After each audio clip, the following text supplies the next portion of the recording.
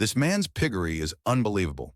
He's raising pigs without any bad smell and without using expensive chemicals. You might think that's impossible, but here's how he did it.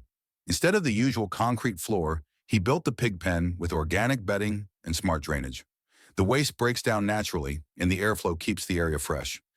Even visitors are surprised when they realize there's no odor at all. The best part?